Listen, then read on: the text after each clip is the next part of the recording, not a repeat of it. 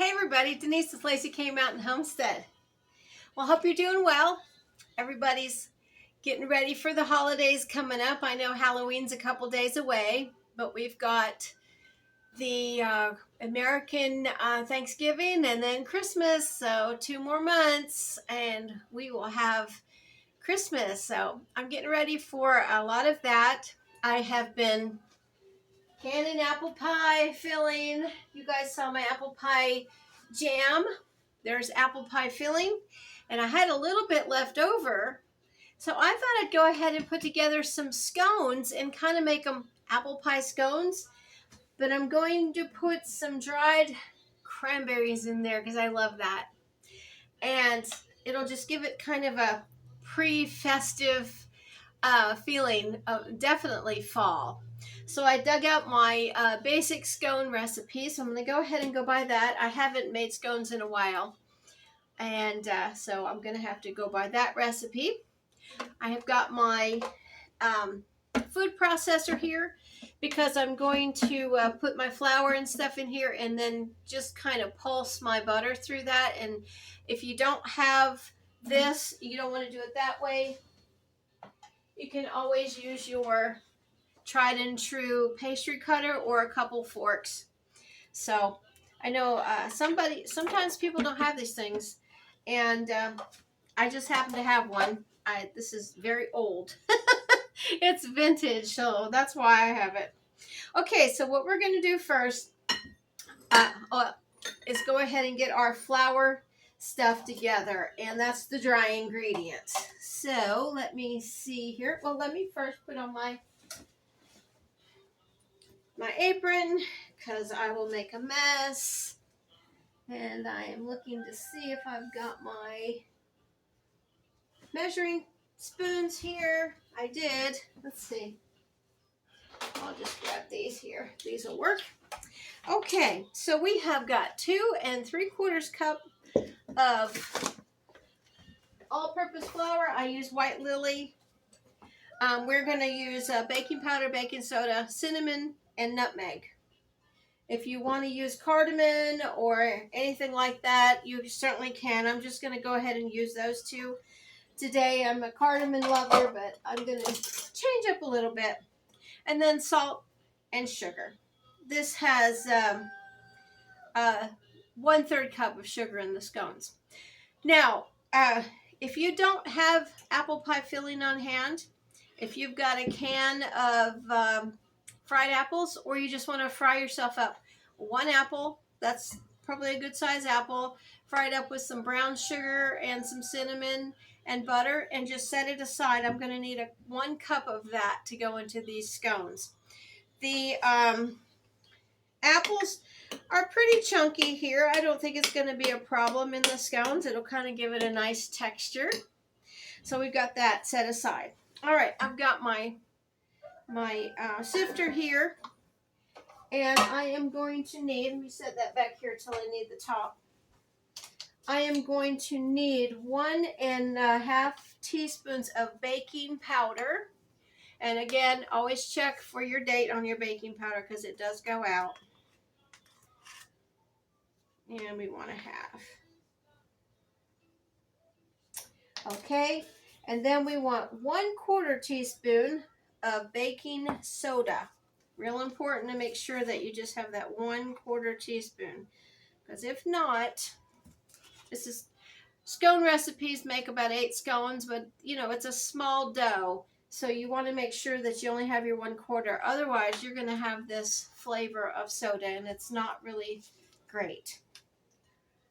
I had a mother-in-law, and she used to make peanut butter cookies for the kids back in the 90s, and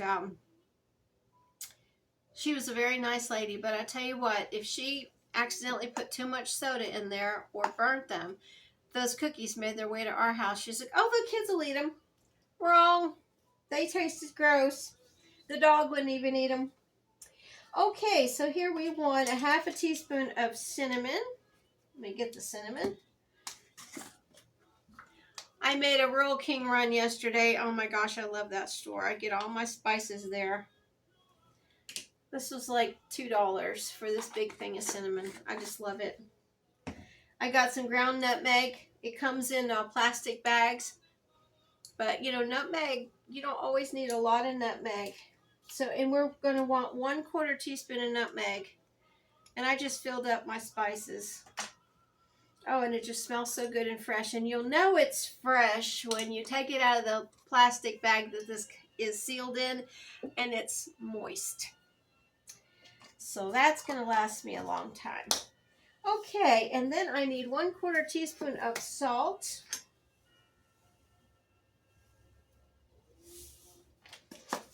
And we are going to go ahead and sift all of this together.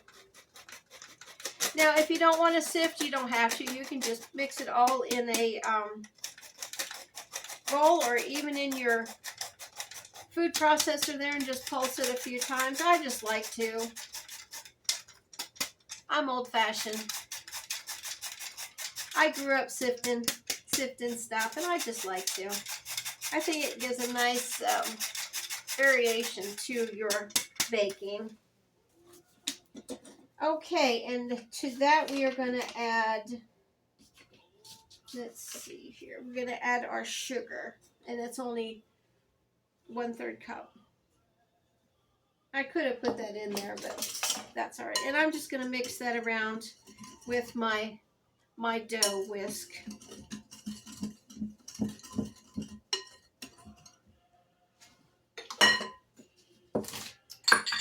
All right, and now we're going to go ahead and put all of this in our food processor, and I'm just using this little, I don't know what you would call that, kind of a chopper. Set the apples over here so I don't knock them off. Put all this in here. And then what we're going to do next is I'll put the 1 stick of butter, or 1/2 cup of butter. Now my recipe does call for butter. You could probably use margarine if you wanted to, but I like to use butter. Now I've never used shortening in this recipe. Sometimes you can interchange those things. Okay, so now what we're going to do is just put our butter in here. And I cut it up in little chunks because it's a whole lot easier to pulse through. And we're just going to pulse this through until it has the consistency of peas.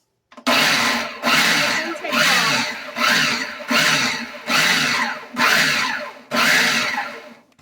With the food processor. I'll do it one more time. All right, I think we're there. And we're going to go ahead and pour all of that back into our bowl.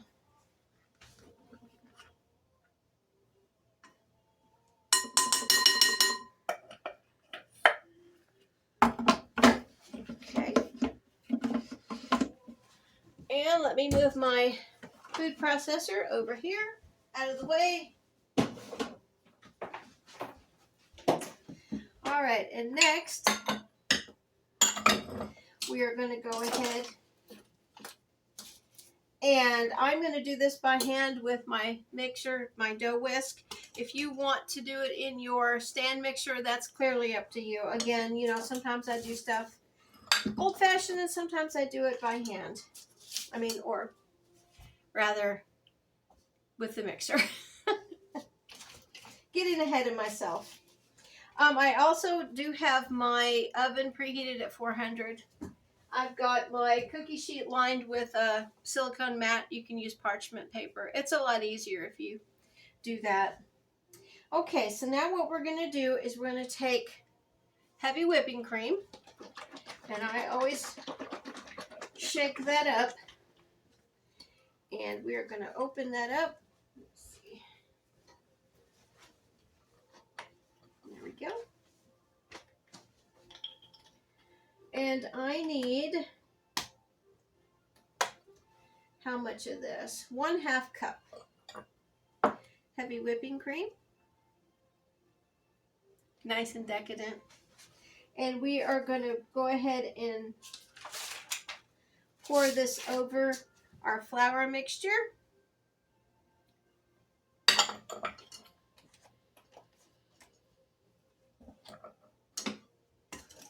Mix that in there like so. Okay, now I'm going to go ahead and add my 1 cup of apple pie filling.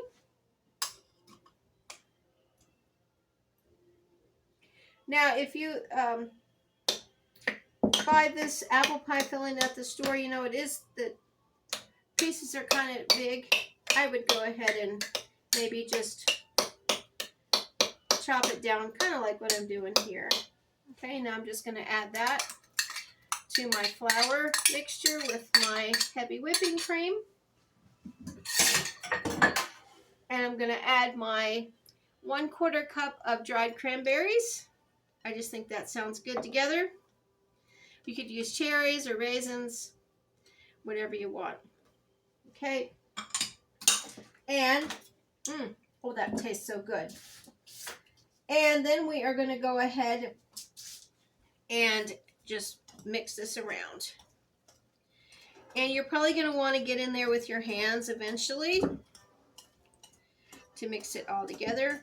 My hands are clean and it's just me here, so if I licked my fingers, it's just me.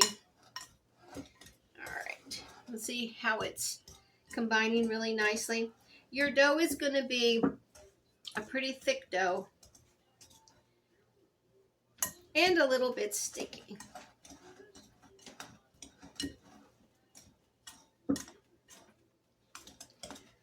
There, it's all coming together.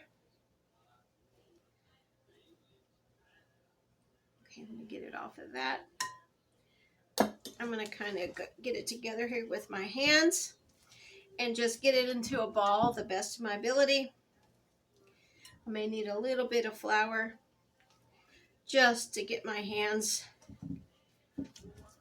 drier and not so sticky with this, because you do want your dough to be sticky. Okay, I'm going to get all of this off my fingers. Oh, it smells so good.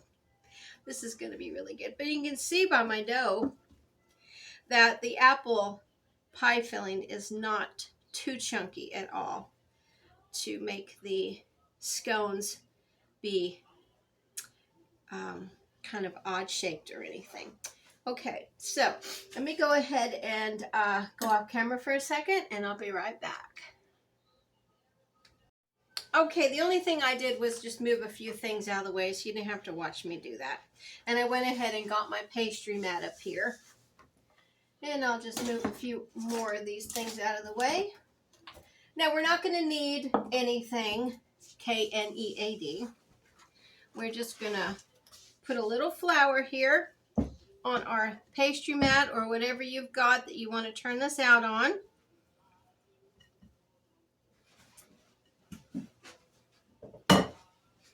I did put a little flour here so I can kind of dry my hands a little bit. Okay, now we've got it in a nice ball. And we're just going to kind of flatten it out. Now with this, see if you can see me. Yeah, I guess I need to go this way. Okay, I'm going to go ahead and just turn that over and so I can get some layers. And that's with the butter in there. It'll make it really nice and flaky layers. And I'm going to go ahead and do it one more time. So I did it in half and then I did it in a quarter. Okay. So I was just talking to Willis. He is out in Wyoming. Had to take some tile out there, I think. And he got caught in a snowstorm. Okay, guys, so what I'm doing now is I'm just kind of patting this down, putting it into a circle. Can you see it okay? Yeah, there you go.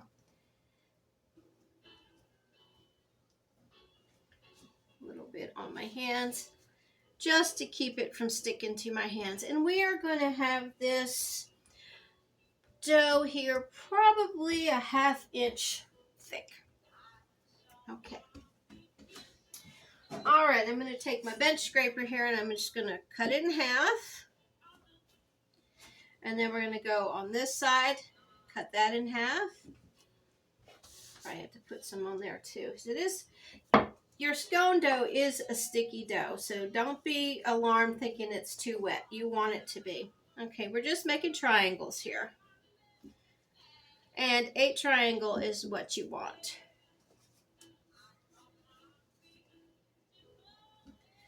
All right, there we go. So let me go over here and get my cookie sheet. Hold on a minute. I had it sitting on top of a kettle that was wet, and I don't want that to come over here. Transfer to the bottom of my pan. All right. Now you want a pretty thin spatula because you're just going to pick these up and transfer them to your cookie sheet. Let me see if I can back that camera up a little bit so you can see what I'm doing. There we go. All right. Now if you want your scones a little bit thinner, you can maybe make these into 16s or something like that. But I think that the 8 scone count is really good. It makes for a nice breakfast or a treat, or if you're having a tea party or somebody over.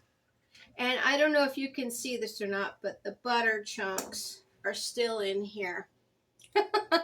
That's going to make for a really nice flaky dough, which is what you want. All right. Okay, so next we are going to go ahead and get another one of these. I'm going to pour a little bit of my whipping cream into one of my little measures, probably a tablespoon or maybe 2 tablespoons. And we are going to use our pastry brush. We're just going to go ahead and brush each one of these scones. Make them even more decadent than they already are.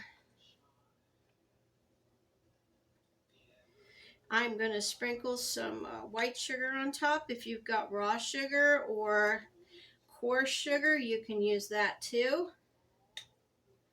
Or you don't have to at all. If you want to, you can make a glaze for these after. You can skip the sugar step, but that's what I like. If I have something like a lemon scone or something, I will make a glaze, but I think these are going to be great. Okay, there we go. Let me go ahead and get a little bit of the sugar here.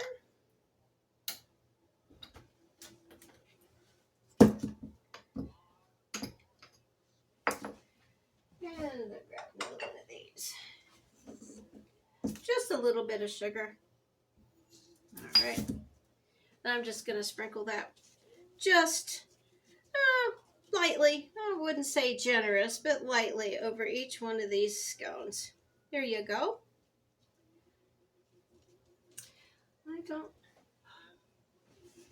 Let me see here. Yeah, I think every one of them. I don't know if I skipped that one with my, it looks like I didn't put any cream on there. So let me just go ahead and get my brush. Sometimes that happens, especially when you're talking. And since I put my brush in the sink, I'm just going to go ahead and just put it on here. Yeah, I think I did miss that one. All right, there we go. And I'm not going to add any more sugar because the sugar's already on there. Okay, 450 degrees Fahrenheit for 18 minutes and into the oven, and I will be right back. Okay, I have got the scones out of the oven. I let them cool for about 10 minutes, and I went ahead and I put them on a platter. Let me bring this over so you can see how pretty they are. Aren't they nice? You see the little crackling on top? That is from the whipping cream that we brushed on top. It just makes that, and it's so pretty. And then I've got the little bit of sugar in there. If you want more sugar or a glaze, you're more than welcome to do that. I just decided not to, like I said earlier. And I've got my little tea party ready for myself. 2 cups for myself.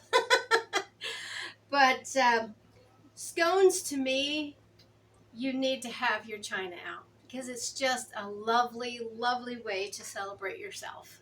Or if Willis was here, he'd have it too. But I just love to make scones, all kinds of scones. This is a really easy recipe. I hope you guys will give it a try. Let me see here. I haven't tasted it yet. And I did put the cranberries in there. Let me go over here and show you what it looks like. There's a cranberry. Look at that. Isn't it pretty? Oh my goodness. Let's give this a try. I'll try not to be such a pig.